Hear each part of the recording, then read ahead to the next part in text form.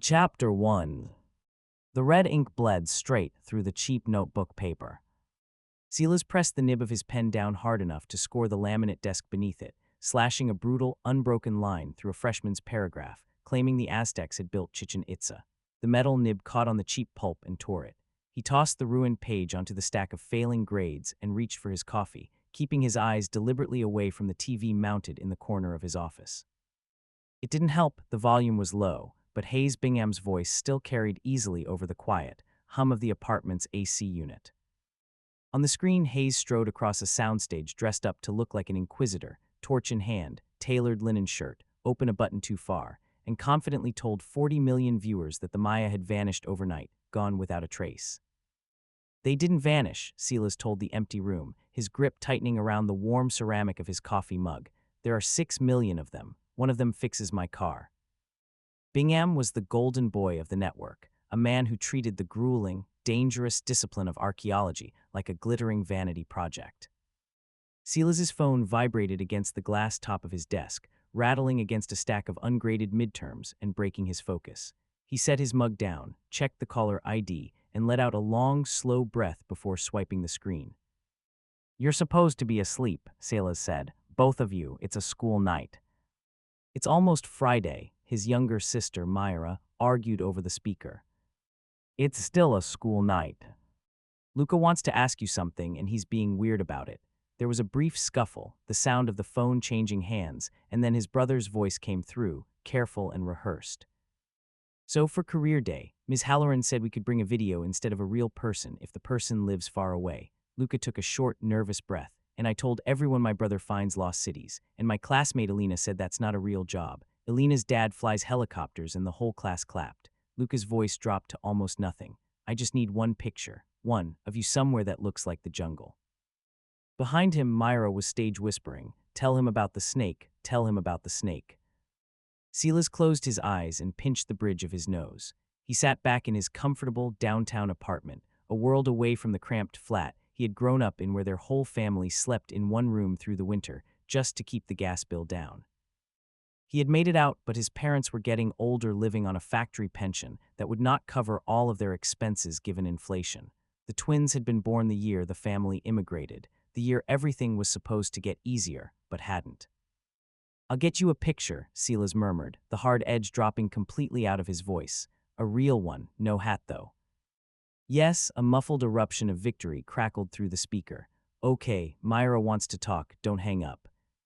Silas didn't hang up. He stayed on the line, looking out his window at the city lights below, and let his sister narrate the entire plot of a film he would never see, start to finish, and loved every single second of it. When they finally said goodnight, the sudden quiet of the apartment rushed back in, leaving only the mechanical hum of the air conditioning and the low, televised applause from Bingham's special. Silas looked down at his work desk. Sitting in stark contrast to the coffee-stained student essays was a thick, heavy-stock manila envelope. He reached over and slid the network contract out of the folder. The proposal was pristine, listing a panel of highly respected, rigorous peers, Elias, Carter, Julian, and Sterling. The network was promising a serious, peer-reviewed educational series to inspire the youth, but Silas didn't bother reading the mission statement. He flipped the heavy pages straight to Section 4, running his finger down the dense legal text until he found the compensation line. The number printed there was absurd. It was enough to entirely pay off his parents' remaining mortgage, insulate their pension from inflation, and cover Luca and Myra's university tuition in a single wire transfer. Silas looked up at the television screen, where Hayes Bingham was currently posing against a temple wall for a commercial break, and then he looked back down at the numbers that would permanently secure his family's future. He picked up his red grading pen, uncapped it with a sharp snap, and signed his name on the dotted line. "Welcome to the Portal Library. Step through and let the magic begin." Make sure to like, subscribe, and comment if you'd love more stories or have a request. New videos uploaded every Friday. The Obsidian Key, a gay short story. Chapter 2. The Yucatan humidity hit Silas the second he stepped out of the transport van, thick and suffocating, carrying the sharp scent of crushed limestone and the heavy diesel exhaust of the production generators. He navigated a chaotic maze of thick black cables snaking over the 1,000-year-old courtyard, scanning the bustling crew for the educational panel he had been promised. Instead, he found Dr. Priya Carter and Dr. Elias Okonkwo sitting in canvas folding chairs under a craft services tent, drinking lukewarm bottled water. They weren't wearing microphones, and a production assistant was actively using Okonkwo's chair to prop up a spare lighting stand. "When is the panel briefing?" Silas asked, dropping his heavy canvas bag into the dry dust. Priya swatted a mosquito off her neck and gave him a dry, exhausted look. "There is no panel, Silas. We're background dressing. The network just needed our names on the press release to get the excavation permits, but they only want one face on the camera." She pointed a finger across the sprawling courtyard. In the center of the ruins, Hayes Bingham was getting his forehead powdered by a makeup artist. He was wearing a tailored linen shirt that somehow looked perfectly pressed despite the jungle heat. Silas gripped his water bottle, feeling the thin plastic bend under his fingers. It was exactly the vanity project he had feared when he signed the contract. "Action!" the director yelled from behind a shaded monitor. Hayes stepped up to a massive, beautifully preserved stone stela. His eyes lit up with a sudden magnetic energy, and he ran a bare hand reverently over the carved edge of the stone. It was a genuine reaction to the architecture, but Silas couldn't see the passion. Through his rigid academic lens, he only saw a highly paid amateur touching a fragile artifact without proper cotton gloves. 1,000 years ago, the high priest stood on this exact stone, Hayes told the camera, his voice dropping into a thrilling, practiced cadence. They raised the obsidian blade to the sky and offered the blood of the chosen to appease the gods, while the screams of the sacrifices echoed off these walls to prevent the end of the world. "Cut," the director called out. "Good energy, Hayes, but let's do it again. Give me a little more danger on the words obsidian blade." They reset the cameras. Silas stood by the craft tent, squeezing the empty plastic water bottle in his fist. The sharp crack of the collapsing plastic was instantly drowned out by the shouting crew. Take two, Hayes hit his mark perfectly, delivering the exact same sensationalized speech, but pushing the drama even harder. He clearly cared about the delivery, trying to make the ancient history feel alive and urgent for the viewers at home. But to Silas, every dramatized syllable was a deliberate insult to the discipline he had dedicated his life to. "Let's go one more time for safety," the director yelled, wiping sweat from his own neck. "Action." Hayes took a breath and started again. They raised the obsidian blade to the sky and offered the blood of the corn, Silas said. His voice wasn't loud, but it cut cleanly through the humid air, ruining the audio track instantly. Silas stepped directly over a thick power cable and walked right into the frame, completely ignoring the frantic waving of the camera operators. Hayes stopped mid-sentence, blinking in surprise, and let out a heavy, exasperated sigh. He ran a hand back through his carefully styled hair, his shoulders dropping as he looked at Silas, clearly seeing just another dusty, joyless academic determined to ruin a good day of television. "Can we get the background clear, please?" Hayes asked the crew, flashing a tight, highly practiced smile that didn't reach his eyes. "You are standing in front of an agricultural ledger," Silas said, stopping 3 feet from the host. He pointed a rigid finger at the ancient stone between them. "That is not a sacrificial altar. It is a granary receipt. You are translating a grocery list into a homicide." Hayes dropped the TV smile entirely. He crossed his arms, looking Silas up and down with open irritation. "Dr. Norzov, I assume, welcome to the shoot. Look, we are translating a dead culture for a modern audience. We need a narrative hook to make them care." "You are lying to them," Silas corrected, his voice entirely flat and uncompromising. "You are standing on a protected historical site and reducing a complex civilization to a cheap horror movie just to sell advertising slots." "People don't change the channel for corn tallies, Doctor," Hayes fired back, taking a deliberate step into Silas's space, his own frustration finally bleeding through the polished exterior. "They want the mystery. They want to feel the history. If I stand here and read your 50-page academic paper on crop yields, 40 million people will go to sleep." "Then let them sleep," Silas said, refusing to back up a single inch, "because right now you are making them stupid." "Cut," the director screamed, ripping his heavy headphones off and storming out from behind the monitors. Chapter 3. "I said cut," the director yelled, marching out from behind the shaded monitors and pointing a thick finger toward the craft services tent. "Both of you, in the shade, now." The production assistants immediately scrambled to reset the bounce boards, while Silas and Hayes followed the furious director under the canvas canopy. Hayes grabbed a towel off a folding chair and dabbed the sweat from his forehead, looking at Silas like he was a persistent, localized headache. "I am on a strict schedule, Dr. Norzov," the director hissed, keeping his voice low so the surrounding crew couldn't hear. I cannot have you walking into my frame and ruining my audio track because you don't like the adjectives we use. It's not about the adjectives, Silas said. He picked up a spare production clipboard from the folding table, needing something rigid to hold onto to ground his temper. He thought of Luca's career day and the picture he had promised to send him. I am an educator. I signed that contract to teach, not to lie. You are broadcasting this to millions of kids, and you are feeding them a fantasy instead of history. Hayes stopped wiping his forehead, the towel pausing against his neck. The open annoyance on his face shifted into something much closer to surprise. He had clearly pegged Silas as just another elitist academic gatekeeper, but the earnest, protective frustration in Silas's voice caught the host completely off guard. The director rubbed his temples, staring at the dirt. Fine, you want to teach. Let's do the expert introductions with the panel next. 20 minutes later, the cameras were repositioned around a semicircle of canvas chairs. Hayes was back in his element, holding a microphone and casually interviewing Elias and Priya. Silas sat on the end of the row, watching in quiet disbelief as Hayes genuinely geeked out over Priya's isotopic soil analysis. Hayes knew exactly which questions to ask, easily translating Priya's dense data into a fascinating, accessible story about ancient trade routes. He leaned forward in his chair, his eyes bright with an undeniable, deeply rooted passion for the subject. Then Hayes turned to Silas. Dr. Norzov, Hayes said, offering an easy, inviting smile for the camera. You specialize in the agricultural networks here. Tell us what everyday life looked like for the people building this massive empire.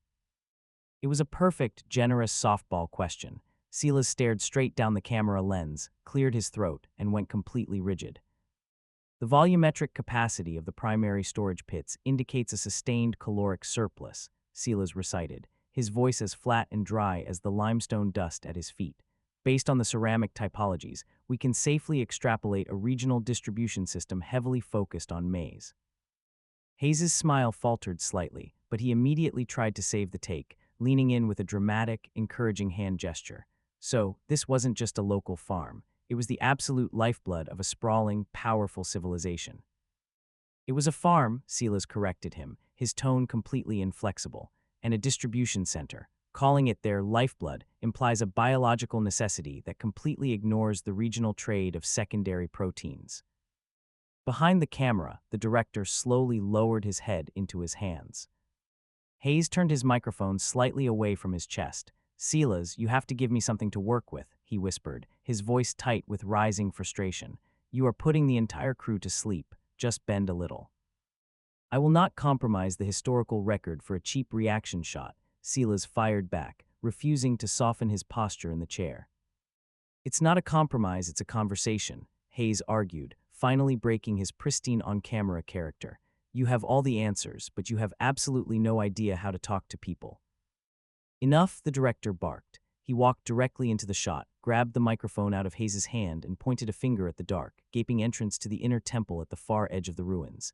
The two of you are toxic on camera. Grab the rigging bags, go down to the antechamber, and prep the lighting grid for tomorrow's descent. And do not come back out until you figure out how to share a space without fighting. 10 minutes later, Silas was walking away from the blinding glare of the production lights and into the cool, damp shade of the ancient stone corridor. He carried a heavy coil of safety rope over his shoulder, fully expecting the pampered TV star to drag his feet or complain to a PA about the manual labor. Instead, Hayes walked efficiently ahead of him, effortlessly shouldering a massive, heavy Pelican case of lighting gear. When they reached the edge of the limestone staging area, Hayes didn't wait for instructions. He dropped the heavy case, pulled a carabiner from his tactical belt, and rapidly tied a complex, flawless figure-eight follow-through knot around the steel anchor point. He didn't even look at his hands while he worked the heavy rope. Silas stood holding his own coil of rope, watching the golden boy of the network secure a professional load-bearing rig with the fluid, undeniable muscle memory of a seasoned climber. For the first time since signing the contract, Silas realized he might have slightly misjudged him. Chapter 4. The temperature dropped a sudden, jarring 10 degrees the moment they stepped out of the blinding Mexican sun and into the heavy, damp shadows of the temple's inner antechamber. Silas dropped his heavy coil of safety rope onto the packed dirt floor. A moment later, Hayes set his massive Pelican case down next to it, his chest heaving slightly from the exertion of the climb. The silence between them was thick, but the biting, public hostility from the courtyard had burned off, replaced by a wary, exhausted truce. Silas unclipped the heavy flashlight from his belt, sweeping the bright lead beam over the massive limestone blocks. The production crew had ignored this room entirely, deeming it too visually boring for the cameras. But as the beam washed over the far wall, Silas stopped. "Bring that work lamp over here," Silas said, his voice echoing flatly off the low ceiling. Hayes didn't argue. He picked up the heavy battery-powered lamp and waded through the dark to join him. When he set the light down on the dirt, the stark white glare illuminated a low, rectangular stone altar seamlessly integrated into the floor. "The production scouts walked right past this," Silas murmured, crouching beside the stone. He ran his fingertips reverently over the edge. "Look at the geometry. It completely lacks the standard Mayan iconography. The masonry joints are impossibly tight, and there are these deep, fluted grooves carved into the sides." Hayes knelt next to him, the physical proximity forcing their shoulders inches apart. The faint scent of Hayes's expensive cologne cut sharply through the heavy smell of damp earth.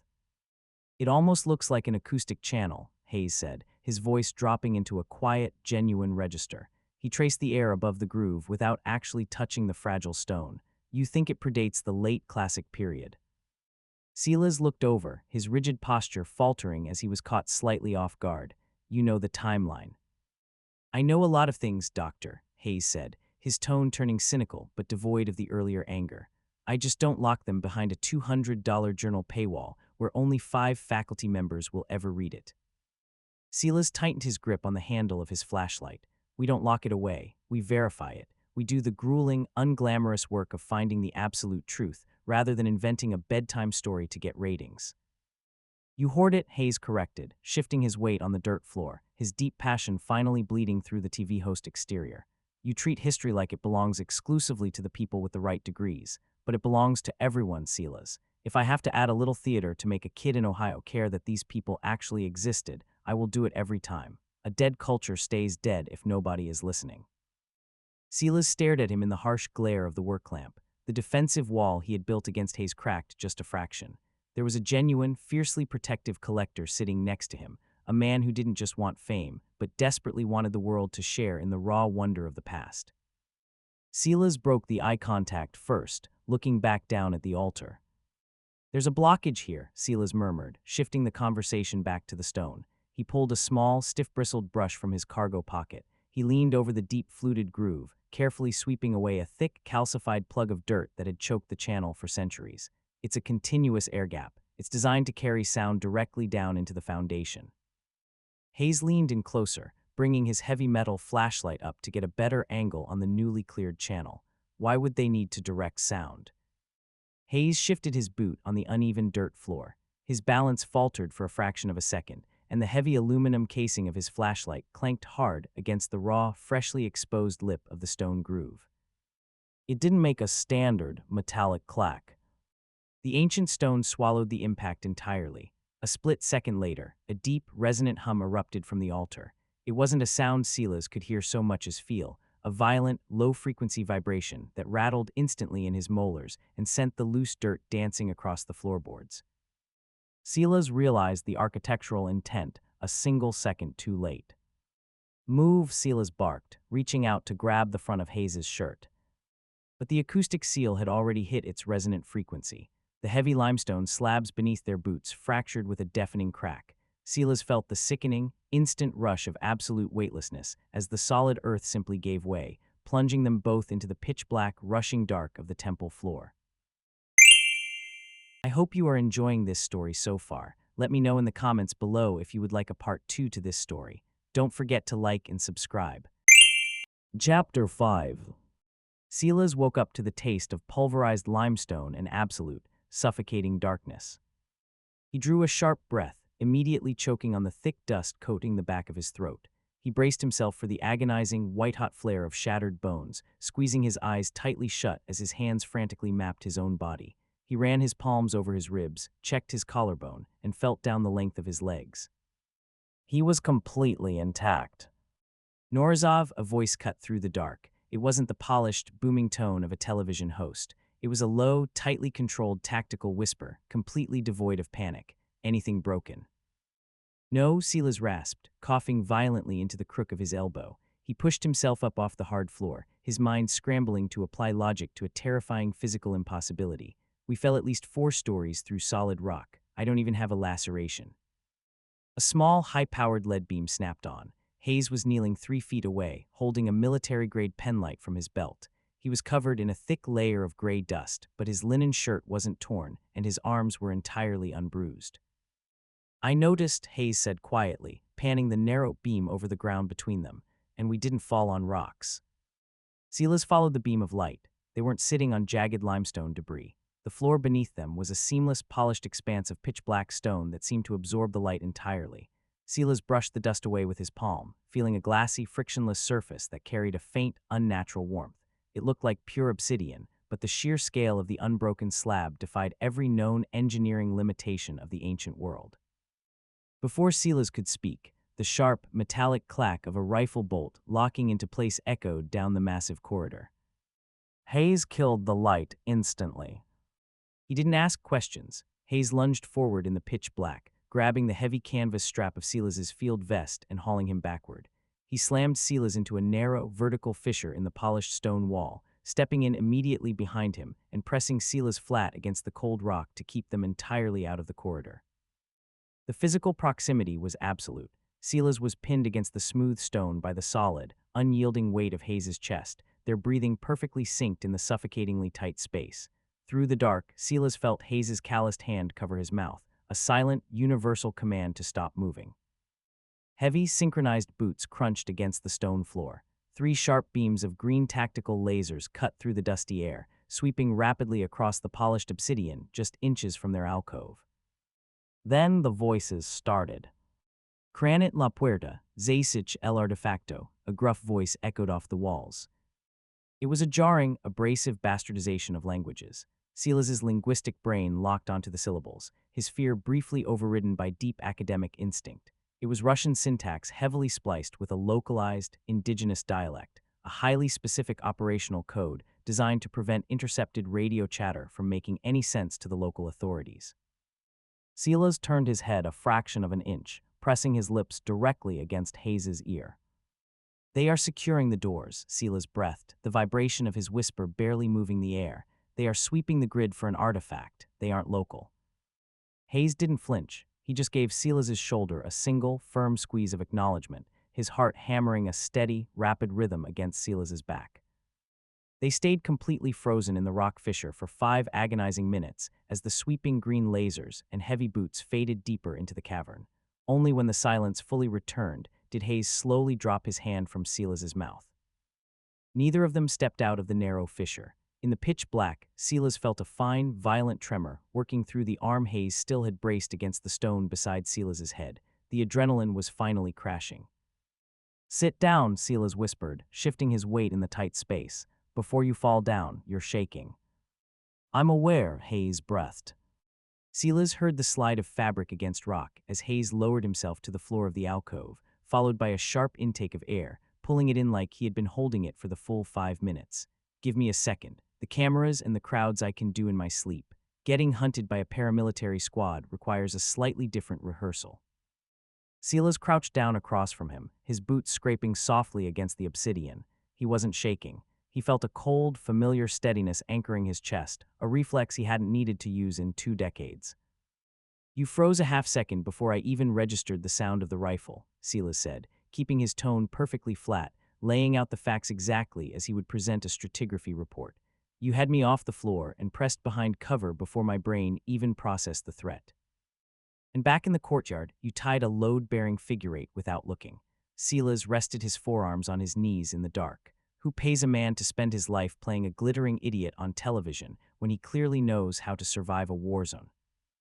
Hayes let out a low, exhausted breath that might have been a laugh. "You clocked the fake TV persona the first hour we met, Doctor. It's why you couldn't stand me." The humor faded out of his voice entirely. "But it goes both ways. You translated that comms chatter in 3 seconds flat. Russian syntax, spliced indigenous dialect, active operational code. You didn't puzzle that out academically. You recognized it." Silas went completely still. "That isn't something an agricultural historian learns by digging up pottery," Hayes murmured, the gentleness in his voice sharper than an accusation. "So, you first. Where does an academic learn about these things?" For a long moment, Silas said nothing. The absolute dark made it easier. There was no camera lens, no crew, no need to maintain the rigid posture of a professor. He reached down, his thumb finding the frictionless edge of the black stone floor, needing a physical anchor. I'm an immigrant, Silas said quietly. That much is on my faculty page. What isn't on the page is that we didn't just leave. We ran. There was a war where I grew up, the kind the news stops covering after the first 2 years. He dragged his thumb hard across the warm stone. You learn certain things, or you don't survive to see the sun rise. You learn which localized dialects the men at the checkpoints are speaking, so you know when to run. You learn to recognize the exact mechanical click a weapon makes when the safety comes off. Silas swallowed the dry limestone dust in his throat. I didn't dedicate my life to preserving history because I just like old rocks, Hayes. I do it because I know exactly what it looks like when a culture is erased. The silence that settled in the alcove wasn't the tense, held breath of hiding anymore. It was something heavier and completely unguarded. When Hayes finally spoke again, the polished, network-approved cadence was gone. I don't do this just for the ratings, Silas, Hayes whispered into the dark, his voice carrying an exhaustion that went bone deep. My family is an old political one. If I don't play the glittering idiot on camera, they cut the trusts. The network money is the only way I can secretly fund the unglamorous, real digs halfway across the world without them ever noticing. Silas looked at the outline of the man in the dark, finally seeing the brilliant, scrappy survivor trapped underneath the tailored clothes. We are trapped under the earth with an armed paramilitary squad, Silas murmured, his voice losing every trace of its former academic arrogance. Your network money isn't going to get us out of here. Hayes reached down in the dark and unclipped a heavy steel carabiner from his tactical belt, the metal clinking softly in his palm. No, Hayes agreed, his voice steadying as he shifted his weight. But between my survival training and your ability to translate their comms, we might actually make it back to the surface. Chapter 6. We need to move, Hayes whispered, his voice vibrating faintly against the cold stone of the alcove. They're moving toward the center of the grid. If they find the primary chamber before we do, we lose whatever is down here. Silas didn't argue. He followed Hayes out of the fissure, letting the TV host take point in the pitch black. Hayes moved with an eerie, liquid silence, his boots never scuffing the obsidian. Silas kept his own steps perfectly matched to Hayes's rhythm, his mind automatically mapping the sharp, unnatural angles of the corridor. When we secure it, Silas breathed, his voice barely audible over the distant echo of mercenary boots, we should bypass the local authorities. I have a contact at the university who can properly document and seal it in a secure archive before it hits the black market. Hayes shot a quick look over his shoulder, his penlight angled at the floor. Absolutely not. If you hand this to an academic board, they will classify it, bury it in a sub-basement, and spend 20 years arguing over who gets to publish the paper. It goes to the network. You want to put an impossibly advanced, potentially dangerous historical anomaly on a television broadcast, Silas hissed, his academic rigidity flaring up. I want it in the light, Hayes shot back, keeping his voice to a harsh whisper. You lock it in a basement, Silas, and that is just a different kind of erasure. Silas opened his mouth to argue, but Hayes suddenly threw a hand back, catching Silas flush in the center of the chest to stop him. They had reached a narrow choke point. The corridor opened into a slightly wider hall, but the floor had changed. Instead of smooth obsidian, the ground was a complex mosaic of heavy, interlocking hexagonal and triangular stone plates. At the far end of the hall, the sweep of two green tactical lasers cut through the dark. The mercenaries had circled back. We can't fight them, Hayes murmured, his tactical mind racing. We have no weapons. Silas wasn't looking at the lasers. He was staring at the geometric floor plates, his eyes tracing the deep, frictionless grooves between the stones. He grabbed Hayes's wrist. It's a kinetic deadfall, Silas said, his pulse hammering against Hayes's grip. The triangular plates are fixed. The hexagonal ones are load-bearing pressure triggers. If enough localized weight hits the hex grid, the ceiling drops and seals the corridor. Hayes looked at the floor and then looked at Silas, a dangerous, brilliant realization dawning on his face. How the hell did you even come up with that? But whatever, can you map the safe path to the other side? Yes, Silas said, recognizing the tactical play instantly. Triangles only. Good, Hayes breathed. When I say go, you run exactly where I run. We are going to make some noise. Hayes didn't wait for the mercenaries to spot them. He unclipped his heavy metal canteen and hurled it down the obsidian corridor behind them. It hit the stone with a deafening, echoing clatter. The green lasers immediately whipped around, locking onto their end of the hall. "Zdas," a voice roared. "Go!" Silas shoved Hayes forward. They sprinted onto the geometric floor. Silas watched Hayes's boots, his own feet striking the solid triangular plates a fraction of a second behind him. Behind them, the heavy, chaotic thud of tactical boots slammed onto the stone as the mercenaries gave chase, entirely ignorant of the floor pattern. Hayes reached the end of the hall and dove into a microscopic, jagged crack in the far wall, dragging Silas in right behind him. The physical collision was violent and immediate. The crevice was impossibly tight. Silas's back hit the cold rock, and Hayes was pressed entirely flush against his front, his knee shoved between Silas's legs for balance, one hand gripping Silas's hip tight enough to bruise just to keep them both inside the shallow fissure. In the pitch black, their faces were inches apart. Silas could feel the frantic, heavy heat of Hayes's breath washing over his jawline, could feel the rapid, synchronized hammering of their hearts pressed directly against each other. It was an incredibly intimate, boundary-crossing entanglement, but neither man flinched away. The proximity was electric, thick with a sudden, jarring awareness, but the survival instinct held them paralyzed in the dark. Out in the hall, a mercenary's heavy combat boot slammed squarely onto a hexagonal plate. A deafening, mechanical groan shuddered through the walls. A massive slab of solid stone dropped from the ceiling with the speed of a guillotine, slamming into the floor and sealing the corridor with a concussive shockwave that sent a cloud of thick dust blowing over them. The mercenaries were trapped on the other side. Hayes let out a slow, ragged breath, his forehead resting briefly against Silas's shoulder in the dark, before he finally stepped back and broke the contact. They moved into the central chamber. Sitting in the center of the room on a raised obsidian pedestal was a heavy metallic cylinder covered in complex geometric glyphs. It wasn't gold or jade. It felt dense, advanced, and impossibly heavy.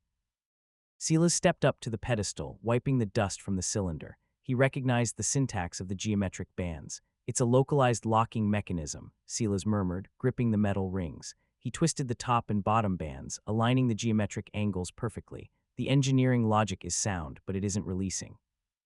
Hayes stepped up beside him, running his calloused hands over the heavy metal base. "It's not just the shapes. Look at the beveling on the bottom edge. It's a weight displacement lock. You can't just turn it. You have to pull the outer casing up while depressing the central core." Silas looked at him, realizing the absolute necessity of the man standing next to him. On three. Silas gripped the geometric rings. Hayes placed his hands over the center. They applied pressure simultaneously. A sharp, pressurized hiss echoed in the chamber, and the heavy cylinder popped free from the pedestal. Silas shoved the dense artifact into his canvas bag. Above them, a blast of hot, humid air drafted down through a narrow, vertical chimney in the rock, a natural cenote vent leading directly to the surface. 10 minutes later, Hayes expertly anchored his final carabiner into the limestone lip of the vent, hauling Silas up out of the earth and into the sweltering Mexican night. They collapsed into the thick jungle ferns, gasping for the heavy, humid air. A half-mile away, the production camp was a chaotic blaze of floodlights and blaring sirens. The crew was frantically swarming the main entrance, entirely convinced their host and their expert had just been crushed in a tragic cave-in. Silas sat up in the dirt, gripping the heavy canvas bag containing the impossible artifact. He looked at the frantic production camp, and then looked at Hayes, who was wiping a streak of black dirt from his jaw. "If we walk into that camp with this," Silas breathed, his lungs still burning, "the people who hired those mercenaries will know exactly where it is." "They have the network executives in their pockets, Silas," Hayes said quietly, leaning back against the trunk of a ceiba tree. "They have the money to bury it or weaponize it, and we can't fight them in a courtroom." Silas looked down at the bag. The rigid, safe academic life he had built for himself was blaring alarms in his head. He could never go back to grading midterms knowing what was actually buried in the dark, waiting to be stolen. "We don't go to the authorities," Silas said, looking up, his voice steadying into absolute certainty. "We find the rest of them ourselves." Hayes met his eyes in the dark jungle shadows, the corners of his mouth turning up into a slow, sharp smile. "I thought you'd never ask, Doctor." Chapter 7. The accident in the inner chamber had turned the production into a logistical nightmare, but the network wasn't about to lose their investment. They reported Silas and Hayes as heroic survivors of a localized collapse. For the first 2 weeks after the jungle filming, Silas had been subjected to a grueling carousel of mandatory medical evaluations and network-mandated PR briefings. They were quarantined in a hotel outside of Merida, monitored by the network's private security detail under the guise of post-trauma stabilization. Silas had spent those 10 days in a cold, sterile room, staring at the walls and waiting for the network to realize he had stolen the artifact. It was during those 2 weeks that the B-roll footage began to air. The network, desperate to capitalize on the dramatic rescue narrative, had spliced together every single moment of friction between Silas and Hayes. The scene of Silas correcting Hayes on the agricultural ledger had been looped, edited, and set to music, turning his uncompromising academic rigidity into a viral, grumpy intellectual persona that the internet couldn't get enough of. Silas didn't know he was a meme until a nurse at the medical facility offhandedly mentioned his Corn Lecture remix. By the time they were finally cleared to return to New York, the dynamic had shifted irrevocably. The network shortened the filming schedule to avoid further liability, but they were now public property. Hayes had been the one to orchestrate the exit. He'd played the golden boy role to perfection, convincing the network executives that Silas needed to stay in the city for post-production consultation at his own penthouse, a tactical decision that conveniently placed them under Hayes' security, away from the prying eyes of the network's internal surveillance. Silas had packed his single bag and moved into the penthouse that evening. The professional tension of the jungle had hardened into a state of cold, calculated paranoia. They didn't talk about what they had found in the dark, or the shift in how they looked at each other when the cameras finally stopped rolling. They just started working, turning the sleek, high-end living space into a war room where they quietly dissected the network's internal communication logs Hayes had managed to intercept.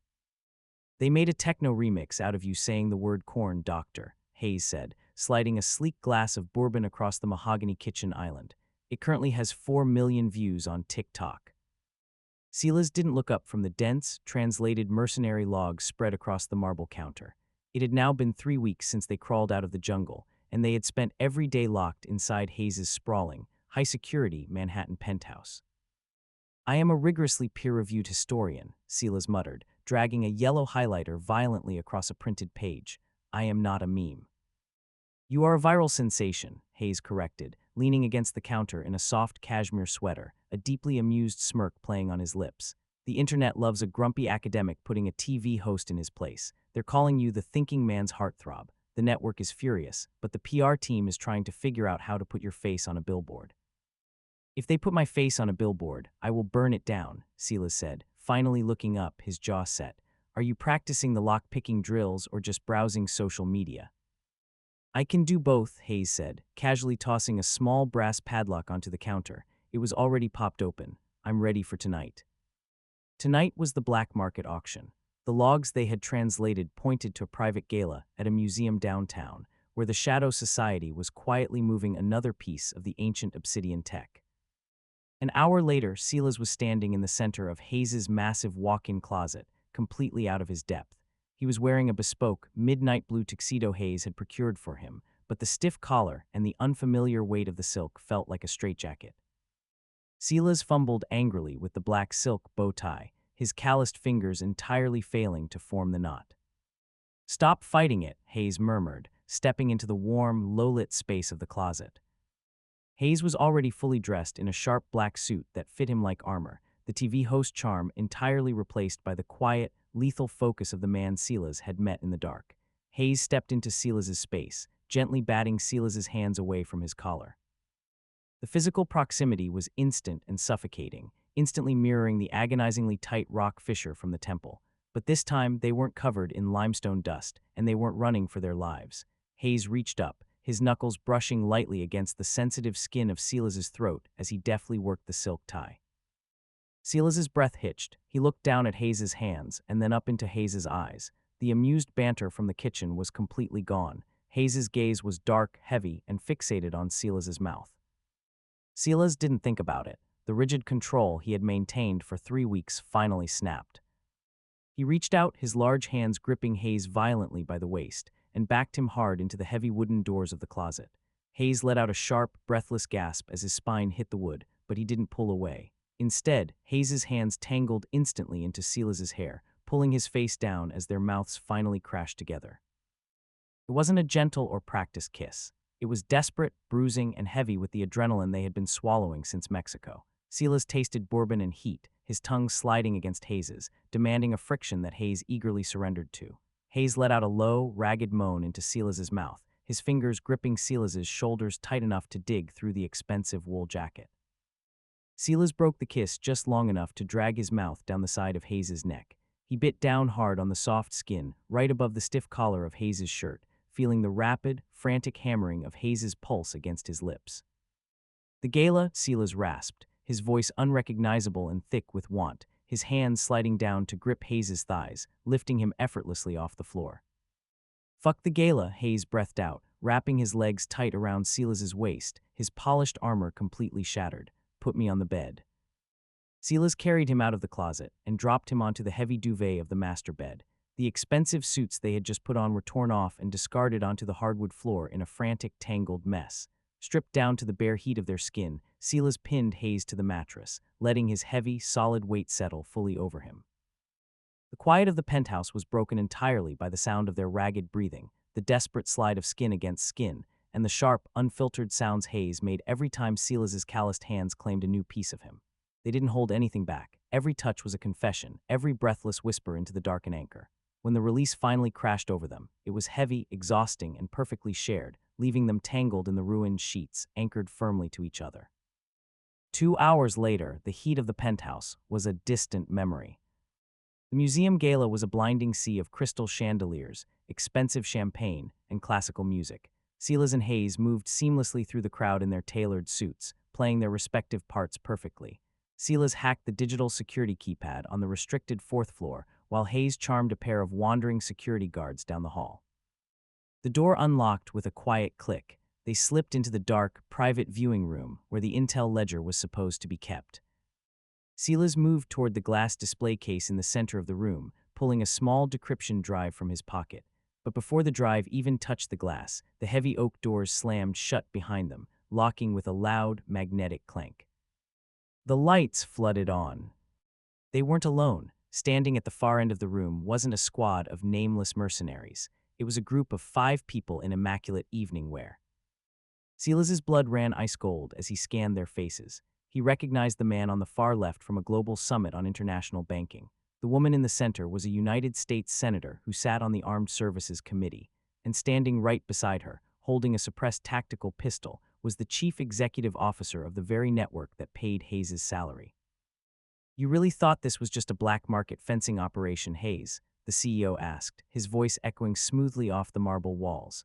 "We own the history, we own the dirt you dig in, and we own the channels you broadcast it on. We are building the future with the technology you found in that cave." The Shadow Society didn't just have political connections, they were the hierarchy.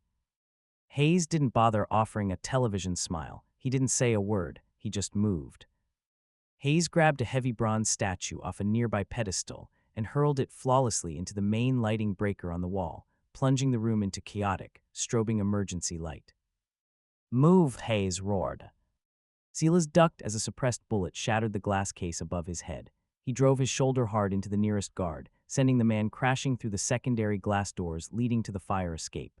Hayes covered his flank, disarming a second suit with brutal, efficient military precision, grabbing a heavily encrypted hard drive from the shattered display case before sprinting after Silas. They hit the metal stairs of the fire escape, the cold city air biting at their lungs as the alarm sirens finally triggered, wailing into the night. They didn't stop running until they had vanished into the maze of the subway system, 3 miles away. Silas leaned back against the filthy tiled wall of the subway platform, his chest heaving, his bespoke tuxedo torn at the shoulder and bleeding slightly from flying glass. He looked across the empty platform at Hayes, who was leaning over his knees, gripping the stolen hard drive, gasping for air. The lie was completely over. The people funding them were the enemy, and the enemy controlled the very top of the global food chain. It was going to be a long, brutal, and impossibly dangerous war. Hayes looked up from the drive, catching Silas's eyes across the fluorescent-lit platform. The exhaustion on Hayes's face slowly melted into a fierce, unwavering grin. Silas let out a breath and smiled back. For the first time in his life, he was staring down a difficult path, but he wasn't standing in the dark alone. Quote of the week: "Archaeology is a science that must be lived, must be seasoned with humanity. Dead archaeology is the driest dust that blows." Sir Mortimer Wheeler. Thank you for listening to The Obsidian Key. Hope you enjoyed this story. If you want to hear more, please like, subscribe, and leave a comment. New stories are uploaded every Friday.